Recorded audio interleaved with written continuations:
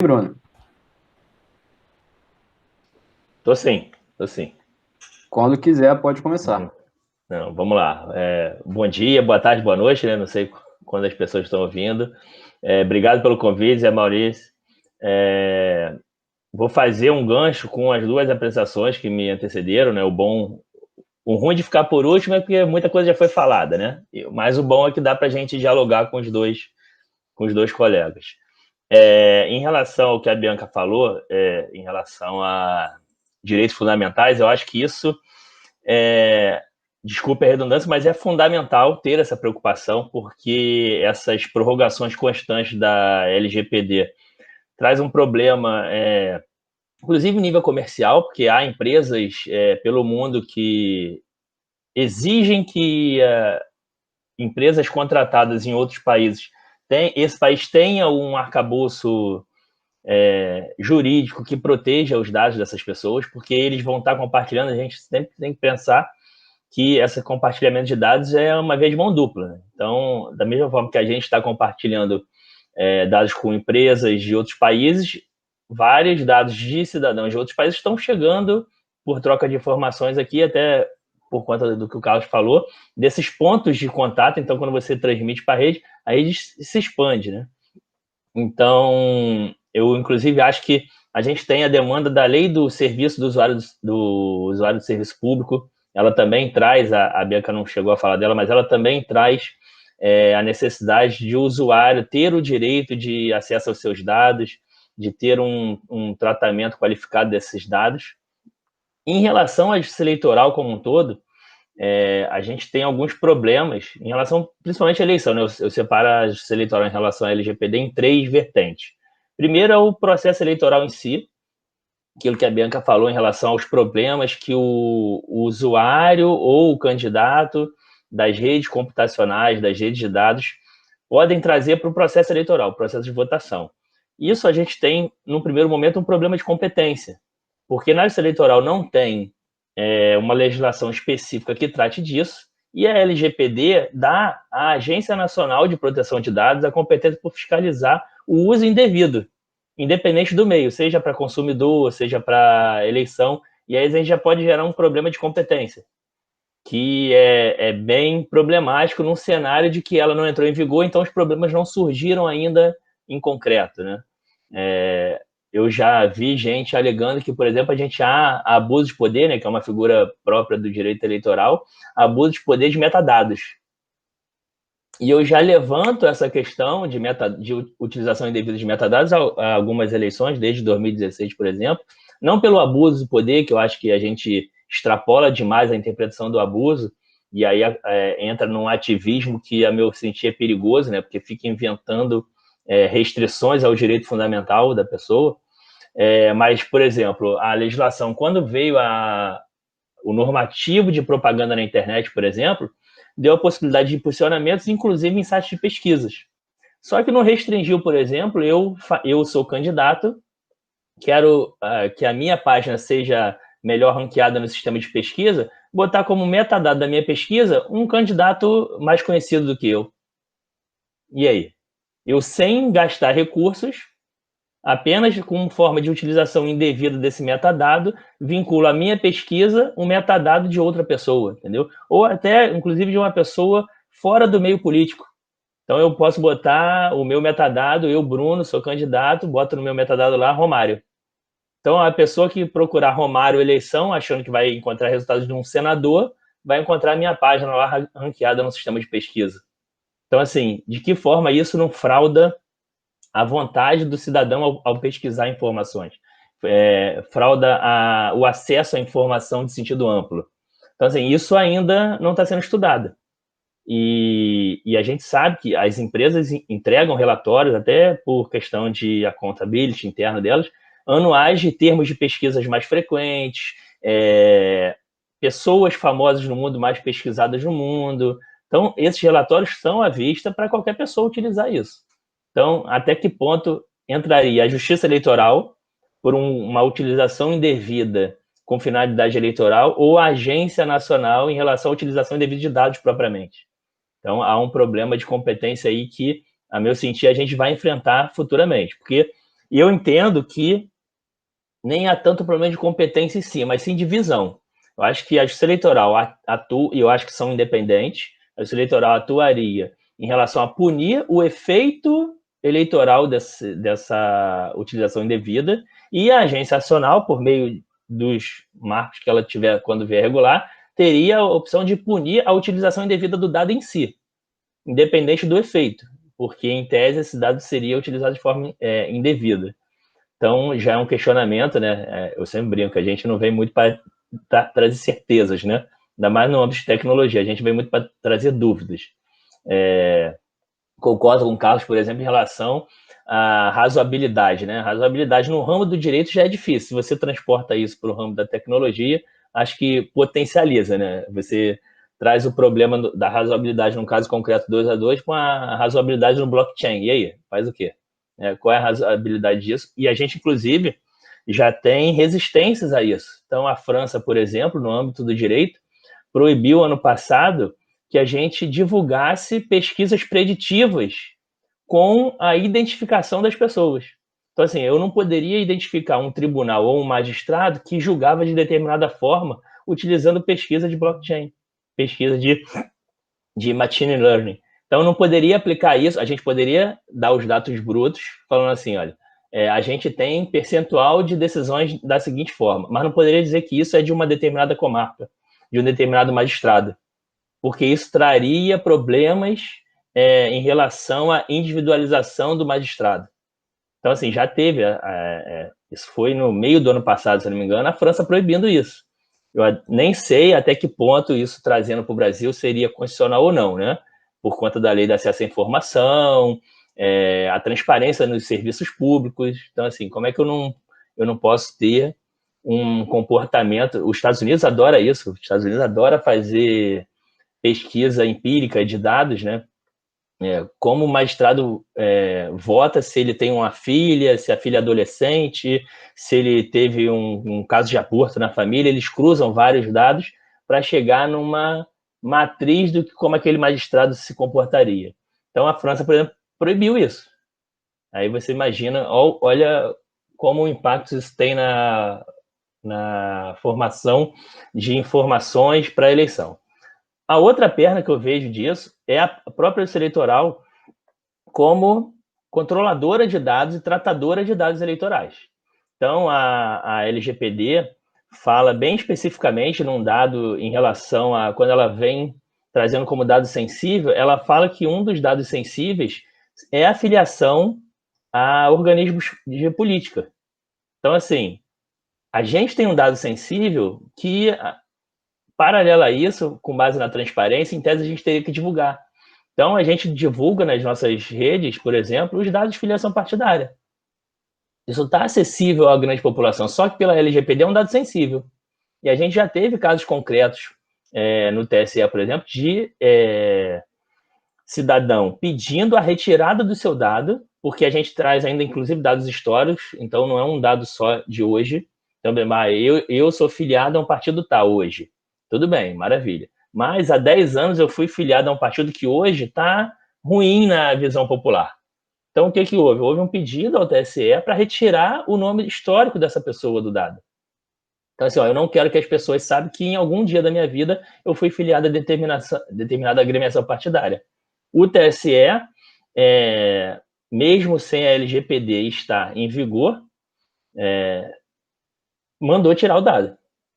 Então, a decisão da ministra Rosa, que foi quem analisou a questão, determinou que a gente teria que, com base nos princípios fundamentais, é aquilo que a Bianca falou, né? A LGPD não inaugurou a proteção de dados no Brasil.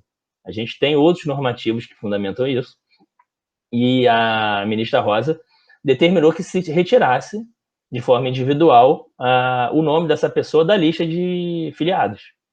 A gente já teve um exemplo no Rio de Janeiro também. Eu já fui assessor de segurança da informação no Rio de Janeiro, né? Isso não está no meu currículo, porque é um cargo específico, não precisa colocar. Mas aqui, para o contexto, acho que vale a pena. De que uma pessoa tinha doado para um partido político e foi preterida numa entrevista de emprego porque o entrevistador descobriu que ela doou para esse determinado partido, que era diferente da ideologia que essa pessoa entrevistadora estava dando. Então, posteriormente, claro que isso não ficou explícito na negativa do emprego, né? Mas a pessoa, na entrevista, entendeu que era esse o motivo, e aí veio a Justiça Eleitoral com um mandado de segurança pedindo para que retirasse essa informação. Só que a informação, por lei, tem que ser pública. Então, a gente já cria um conflito de normas. Então, assim, a lei eleitoral obriga que a gente divulgue o CPF e o nome da pessoa, de todos os doadores, e dizendo para quem doou, como forma de transparência dos gastos eleitorais. E, de outro lado, a LGPD dizendo que a gente não pode expor dados que possam trazer prejuízos a exercício de direitos fundamentais do cidadão. Então, assim, a pessoa deixou de conseguir um emprego porque ela doou para um determinado partido político. A gente pode entrar na discussão constitucional, de direitos civis, sobre se essa negativa de trabalho é devida. Mas, independente disso, a gente expôs a intimidade da pessoa de uma forma que ela fosse preterida num serviço por causa de uma doação que ela fez há 2, 3 eleições. Então, assim, são 2 exemplos que eu sempre gosto de dar quando me chamam para falar sobre LGPD, que fogem um pouco do direito eleitoral em si. Assim, é por conta de um dado da Justiça Eleitoral, mas o prejuízo vislumbrado pelo cidadão não é propriamente no âmbito do direito eleitoral, diferente do primeiro, que é em relação à propaganda, a gente tem essa situação, mas esse segundo não. E o outro tripé que eu vejo da Justiça Eleitoral é, além dessa proteção de dados eleitorais, propriamente, a proteção de dados da Justiça Eleitoral de outros dados não eleitorais. Então, a gente tem que analisar a LGPD, a legislação que fala sobre proteção de dados, e fazer o trabalho de casa. Então, assim, não adianta a gente começar a botar muitas regras em relação ao candidato, em relação ao cidadão, e não fazer o trabalho de casa, por exemplo, com dados dos servidores, que não tem finalidade nenhuma eleitoral, mas são dados que têm guarda da instituição. Então, assim, os órgãos públicos, principalmente, têm essa ambivalência. Eles têm a proteção de dados em relação ao público que os procura, mas tem em relação ao público interno também das repartições. Então, a gente tem, passando um panorama do TSE como um todo, né? E aí a Justiça Eleitoral ainda tem esse problema, porque o TSE, embora seja cabeça de sistema eleitoral, os TREs têm autonomia administrativa em vários pontos. Então, o magistrado que conversa com um tribunal regional, a base de dados das informações desse magistrado fica no regional, não fica no TSE. Então, assim, ele é juiz eleitoral como um todo, para fins externos, vamos dizer assim, né? Ele é juiz eleitoral. Mas o controlador dessa informação internamente não é o TSE, não é a Justiça Eleitoral. A Justiça Eleitoral não é uma entidade, né? Então, não é o TSE, é o próprio regional. Ainda que para a população seja todo mundo juiz eleitoral. Então, essas diferenciações para organizar o sistema, a aplicação da LGPD, ela traz alguns complicadores, mas eu acho que, assim, concordando com a Bianca, enquanto ela não entrar em vigor, eu acho que as pessoas não vão se mexer o corpinho, né, eu sempre brinco, não vão sair da inércia. A gente, às vezes, leva o princípio da inércia da jurisdição internamente para a parte administrativa, quando não caberia, né? Então, assim, a gente não precisa ser provocado para fazer a implantação da LGPD. E tem vários tribunais já bastante adiantados nisso, com comissões de segurança da informação estruturadas, com assessor de segurança da informação, é o caso do TRE do Rio de Janeiro, aqui, que está nos recebendo aqui nesse webinar. Tem todo um estudo sobre as justificativas dos dados, porque isso é muito importante, que, embora seja um serviço público, né, que a gente atende a maior parte dos nossos dados, dos eleitores, a LGPD não faz a distinção em relação à justificativa de dados, para ter esses dados. Ela faz a distinção em questão de serviço público da aceitação. Então, assim, como é um serviço público obrigatório, tirar o título de eleitor, por exemplo, como a Bebeca falou, não cabe o cidadão falar, não, eu não quero passar meus dados. Não, para você ter acesso a esse serviço, você tem que ter os seus dados. Então, é obrigatório. É compulsório ele informar isso. Mas os órgãos da Justiça Eleitoral têm que justificar o porquê está pedindo determinado dado. Porque senão você perde um dos princípios, que é a justificativa de você ter esse dado. Então, assim, para que você quer sei lá, o dado de profissão, que muita gente reclama, né? Ah, não, para que você pede o dado de profissão do eleitor? Em que isso influencia no processo de votação? A gente tem que justificar. Não, a gente pede o dado de profissão porque há algumas profissões que são restritas o acesso ao serviço de mesário. Então, aí você pede isso para evitar chamar uma pessoa indevidamente para mesário. Só que aí vem uma outra pergunta. Eu gosto muito de brincar internamente com essas polêmicas. Não seria o caso da gente só ter o dado da profissão que impede, ao invés de pedir para todo mundo? Para que eu preciso saber se o eleitor é chapeiro, é vendedor? Se esse tipo de informação não traz, não agrega valor algum ao objetivo de eu pegar essa informação. Mas a gente tem hoje essa informação no cadastro. Entendeu? Porque, por exemplo, policial não pode ser mesário. Então, a gente teria que perguntar essa informação ao cidadão, mas só registrar no nosso cadastro aquelas que trouxessem impedimento, que aí teria vinculação direta com a nossa atividade. Hoje a gente pergunta tudo e cadastra de todo mundo. Então, os 147 milhões de eleitores, quem forneceu essa informação para a gente, está lá o dado. A maioria está dizendo que é estudante, que tirou o título quando era estudante, nunca mais atualizou, até com receio daquela lenda urbana de ser convocado para mesário, né? Quando atualizar o dado. Mas é um dado que a gente pega de todo mundo, é o erga omnes. Ninguém pode deixar de dar. Só que a utilização para a gente é bem restrita. Tem algumas pessoas que utilizam esse para convocar o mesário, como forma de fazer um aumento do nível de trabalho daquele mesário. Não, vou pegar pessoas só com ensino superior, dependendo da região. Mas essa não é a finalidade inicialmente pensada para a gente coletar o dado. Então, assim, quer mudar a finalidade, a gente tem que dar clareza para a população que a gente está mudando a finalidade. Isso a LGPD traz para o administrador que o administrador antes não tinha. Então, assim, como o Carlos falou, né, de 2010 para cá, e a gente teve um aumento nessa troca de informações, mas a gente coleta dados de eleitor desde 86, de forma tecnológica. Então, quando a gente pensou no cadastro, a gente não pensou em avaliar o nível de escolaridade para convocar mesário. A gente pensava na restrição. Só que a gente continuou coletando mesmo assim porque não tinha preocupação com a manutenção desses dados nos nossos cadastros. Então, a gente tem um caminho longo pela frente. Eu acho que a LGPD tem que entrar o quanto antes em vigor, porque a gente precisa desse desconforto. A gente precisa desse desconforto nas instituições para que eles, e aí eu, no caso, também junto, né, estou me incluindo, para que a gente crie soluções e pense nessas situações. Então, por exemplo, eu vejo muito um ganho que a LGPD nos traz de fazer convênios com repartições para segurança e para agregar valor ao atendimento do eleitor. Então, assim, não adianta a gente pensar no dado só como um dado empírico, para fazer pesquisa, mas não, para trazer soluções para o eleitor. Então, hoje, a gente tem, por exemplo, serviços que a gente poderia fazer com convênios com outras instituições que facilitaria a vida do eleitor, e eu dou sempre um exemplo de transferência de domicílio eleitoral. Hoje a gente faz transferência de domicílio eleitoral tendo que ir ao cartório apresentando um comprovante de residência. Com o avanço dessas comunicações de banco de dados, a gente poderia ter um portfólio no celular da pessoa, no aplicativo, com a instituição de ensino onde ela dá aula ou onde ela estuda. O CPF dela está no IPTU em algum outro município.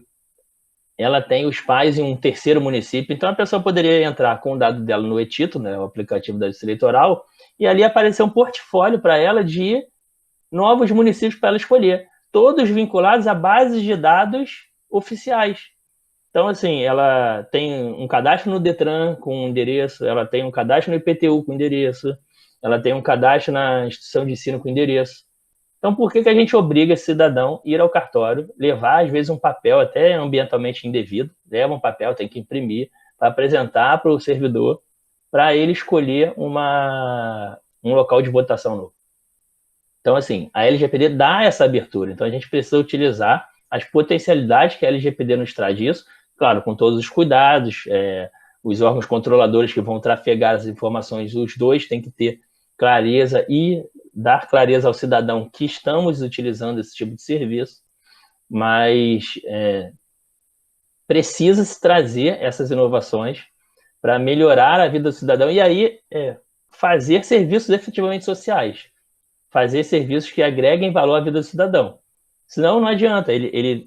Hoje o cidadão vai a 8, 9 órgãos públicos, fornece os mesmos dados ou muito parecidos, e se ele tiver que mudar uma letra, ele tem que voltar a fazer a peregrinação e ir nos 8 de novo.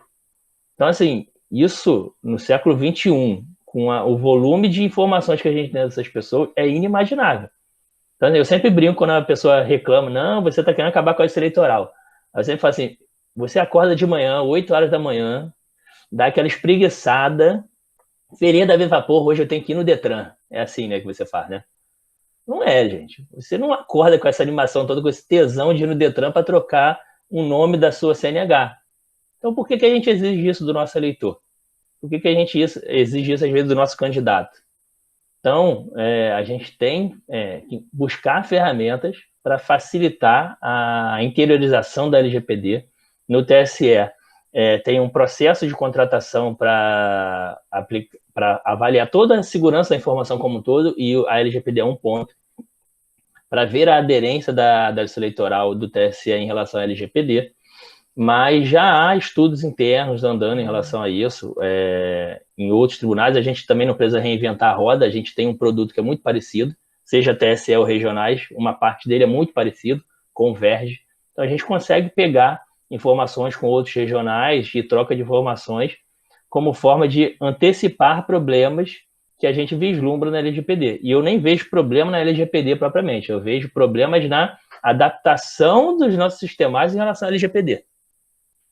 Então, a mensagem é essa. Primeiro, em relação ao eleitoral propriamente, né, o processo eleitoral de votação, o primeiro problema que eu vislumbro é esse, é a competência.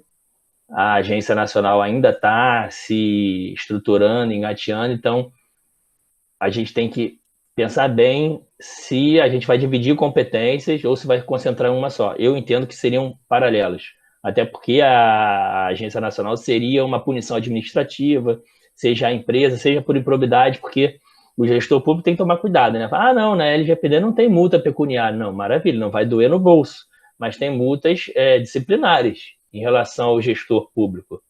Então, não é uma norma em branco, né? Então, tem a punição.